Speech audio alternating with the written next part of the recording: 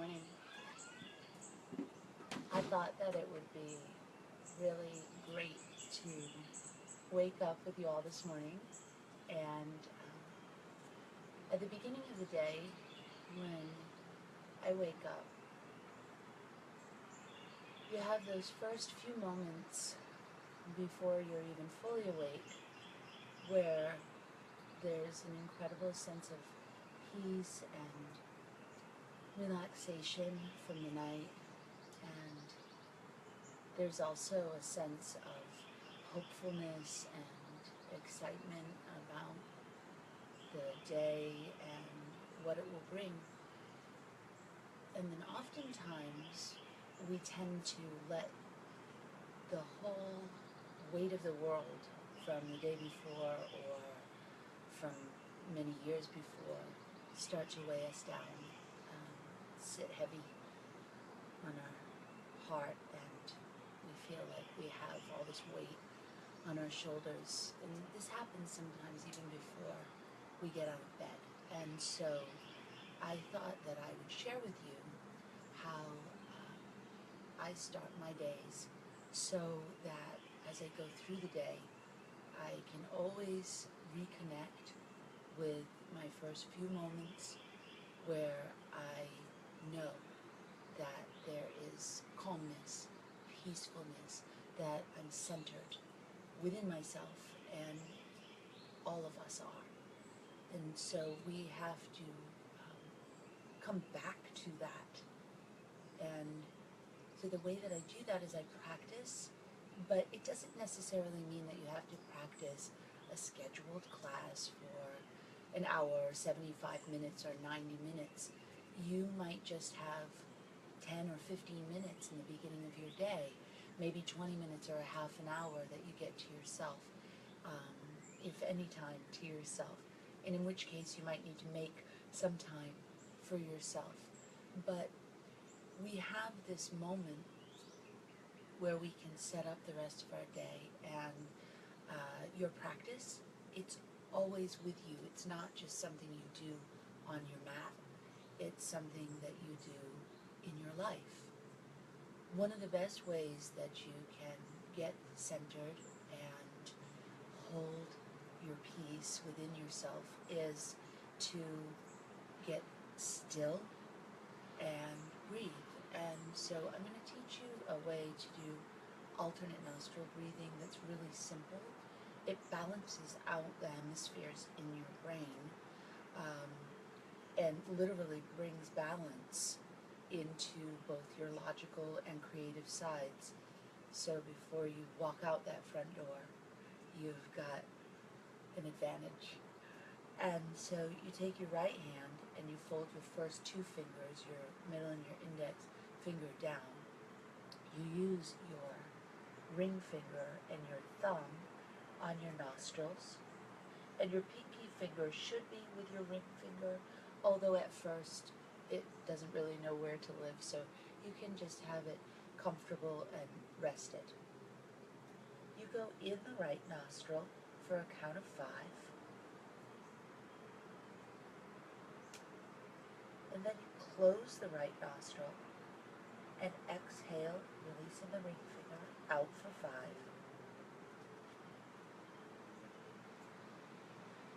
Breathe in the left nostril.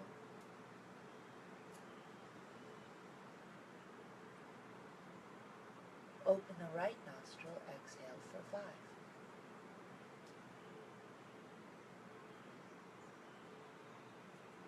Inhaling through the right.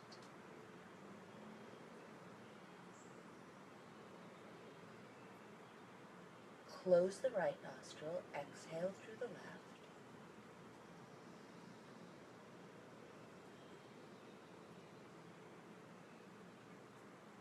Inhale through the left.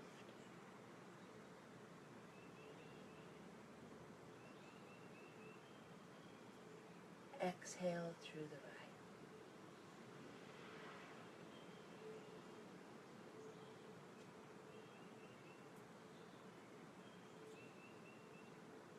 And then you relax your hands down. Just a few rounds of alternate nostril breathing has an effect immediately. My shoulders feel relaxed, my neck feels longer, my head is more clear. I can feel my chest starting to open. My thighs are relaxing, the tops of my feet and my ankles are starting to stretch. And you can sit any way that you like. I'm sitting in hero's pose on some height with knees together and feet to the outsides of the hips. And if you can breathe longer, like up to 8 or 10 counts, great. If you can only do 3 or 4 counts, that's fine too. Then I like to sort of check in with my body and see what's going on today, because I'm not fully awake. It is a beautiful, beautiful morning. Sun's coming up, and I wanted to make sure that I got on my mat so that I could be with you as the sun came up. I'm going to remove my block. I'm going to do the counterbalance pose. I'll turn to the side so that you can see. And when you sit for a long period of time, which I had been sitting there for a bit, you want to tuck the toes under. So we went from Virasana, the hero, into Vajrasana, thunderbolt, tucking the toes forward and sitting on the heels. If you can't sit all the way on your heels, which is very common, then just put a block right behind your seat and sit onto the block, because what you want is to be upright, shoulders stacked over hips, pressing through the feet.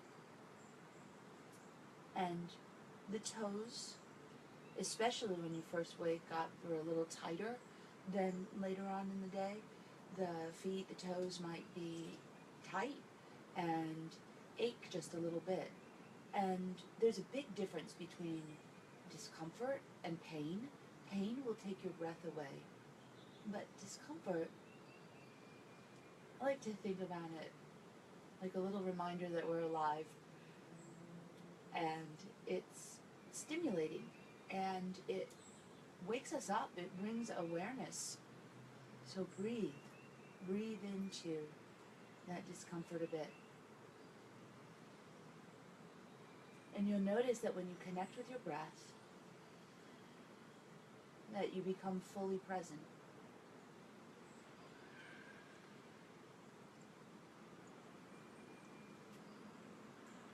And then slowly come up from there, and I'm going to take a downward facing dog.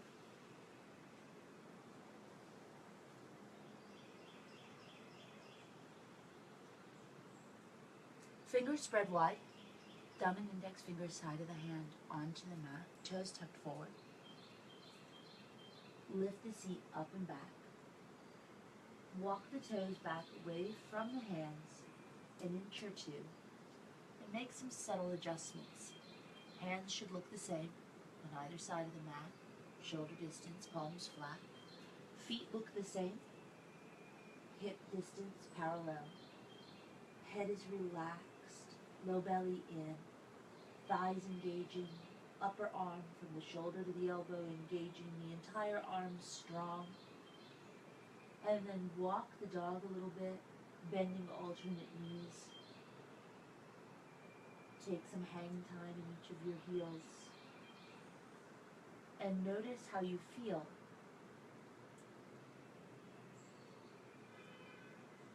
I'm going to take my big toe and my second toe and place it right behind my foot and press down so that I've hooked that space between the second and the third toe right above the heel at the back of my ankle, using that pressure pressing down to open up my calf.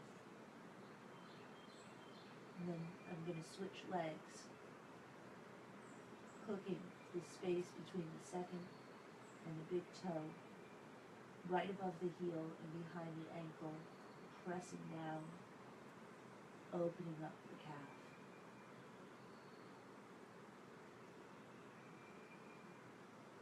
you want to breathe evenly, ideally in and out through your nose, coming back into downward facing dog. Noticing, do you have any tightness in your shoulders, in your hips, in your hamstrings? Check in with all of your joints. Usually in the morning, I like to go into each of the major joints, including the sacral area, the shield-shaped bone down at the base of your spine, so that all the joints are feeling good and the low back is feeling good, setting up your day.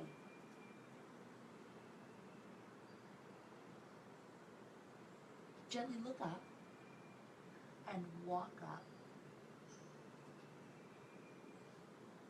towards the hands. Take the feet wider than hip distance. Keep them parallel. Bend the knees deeply and hang the head. Keep the hands onto the ground. I'm going to take the hands as wide as my feet, turning the head right and left. All the birds are awake.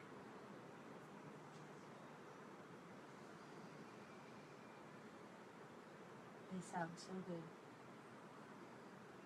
Nodding the head, the yes motion.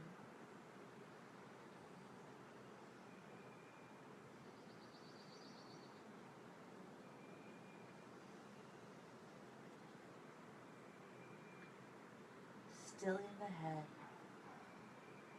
and gently walking the hands up the thighs.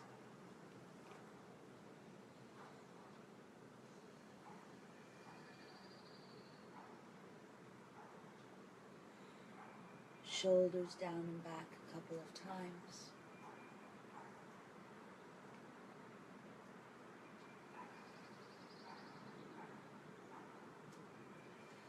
Lifting one arm up, bending the elbow, placing the hand the opposite shoulder blade,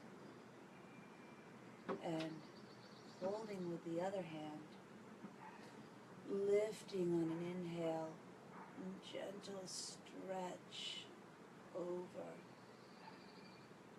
stretching through the side body.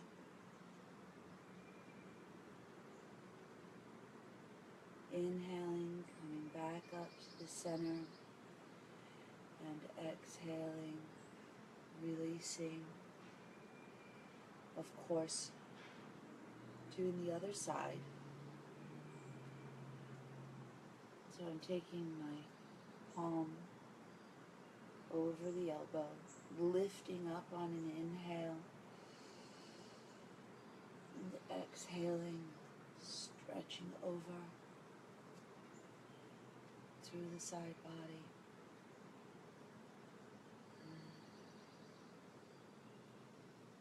Just allowing all of the different sensations to come alive. What's going on? This side is slightly tighter than the other side. And coming up and then bringing the arms down. I'm going to take a back arch. I'll show you from the side. So the feet are wide. I like a broad base because I haven't really established my balance yet. And so the broader base gives me a little bit stronger foundation. And thumbs can go in the sacrum. I haven't really checked in to see how I'm feeling entirely in the low back yet. Be patient. Let yourself wake up and really feel. It's important. We always think we have to rush and be on point and great right when we get up or at that very first meeting. If you know you need to be on point, get up a few hours earlier so that you can actually get there.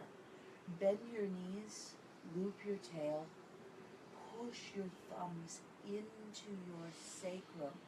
Draw the elbows toward each other, lift the chest, strengthen the thighs, lift the head, lift the eyes more, and arc back.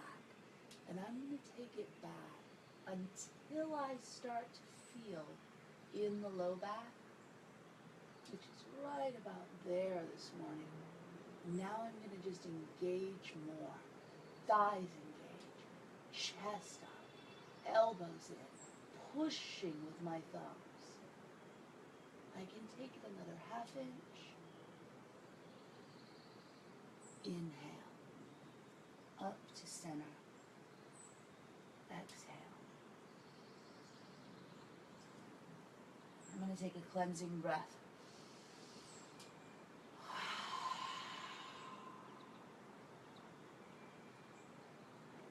I'm grabbing my block. I'm going to place it behind my right foot. Taking my right foot forward, taking my left foot back. Bending into the right knee. Taking warrior two. Straightening through the left leg, opening up the chest. And this is an open twist because we're turning away from the bent leg. Tailbone looped. Now I have a lot more awareness from doing that back arch into my sacrum. My legs are more awake, feet more awake. Shoulders, not yet. Not quite. I'm going to take my right elbow onto my thigh and use my arm in my leg to help open up the hip. My left hand is on the hip and I'm starting to turn the chest. And I'm going to take this left hand and reach it behind my back, grabbing hold of the right thigh. Now we're starting to get into the shoulders, elbows, wrists. I'm going to lift the chest more and turn the neck. And release.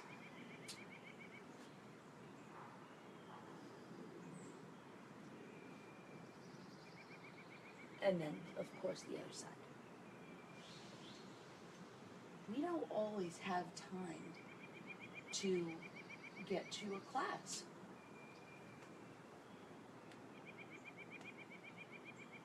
Or even 90 minutes.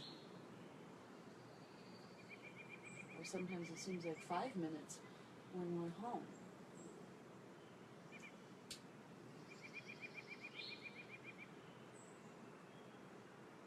But you always have your breath.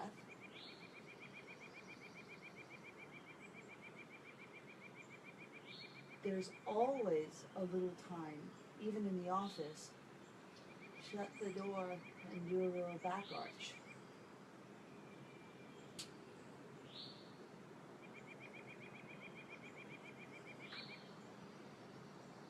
And taking that top hand and wrapping it behind. And my right arm and shoulder, my dominant side, is tighter than my left.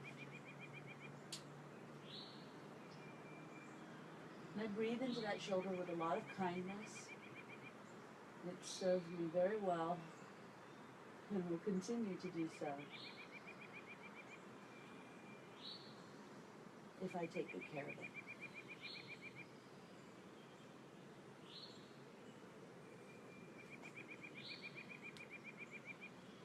And so, bending the ankles a bit, into the knees, tiny bit now into the hips. And what I'm noticing is my left hip is a little bit achy. And so I'm going to do my next pose to go into the hip and also go up into the shoulders. And my husband's letting me know how much time has passed by because I have about 20 minutes this morning. I'm crossing one leg in front of the other. I'm going to take the block and put it underneath my seat and then sit down. This is called Gomukhasana, or cow face. And really what's most important here is that you get your knees so that they stack over one another. Flex through the feet. I have my left leg crossed over. So I'm going to bring my left arm under, and then my right arm over, and start to take the upper body forward. Elevate the elbows. Don't let your elbow fall onto your head. Squeeze your thighs, press them down. My hip is getting happier.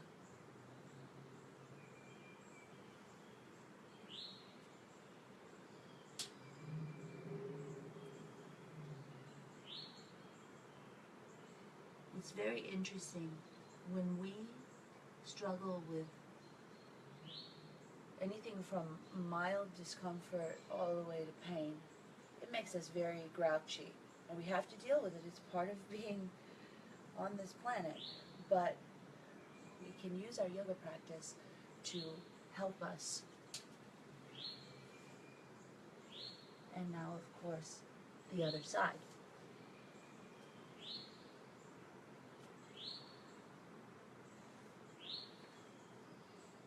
Stacking the knees. And I had my left leg over before. Now my right leg is over, so my right arm has to come under.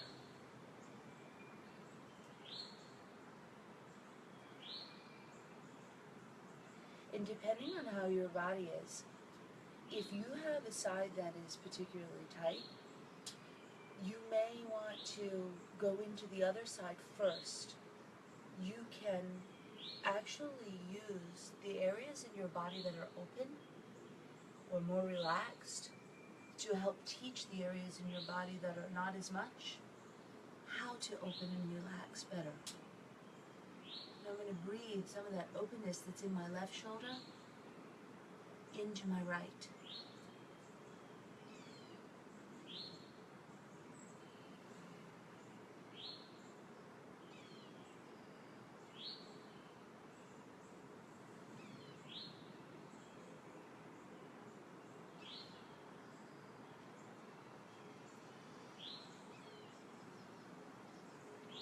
Coming up.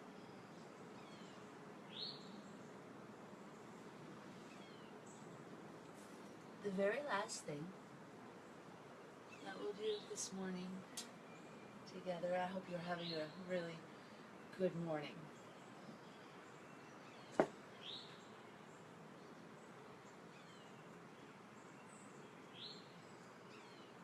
The other thing to remember is you can reset anytime you want to during your day. But if you don't get it done early in the morning or when you first wake up, that's okay. You need to come back to your center, and even if it's 8 o'clock at night, end your day well so that you can wake up the next day feeling a little bit better. Head is going to come into the hands, and I like to get upside down for many reasons. It invigorates you, it builds confidence. I am on a little bit of an incline, so I'm going to go up one leg at a time to help me balance. Shoulder blades down, thighs rolling in. One point of focus.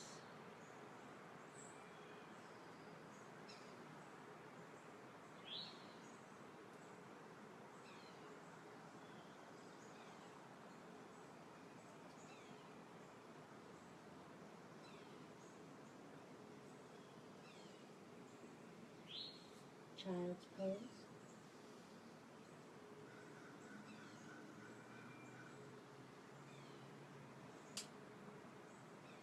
And one last stretch through the shoulders, all the way up into the neck.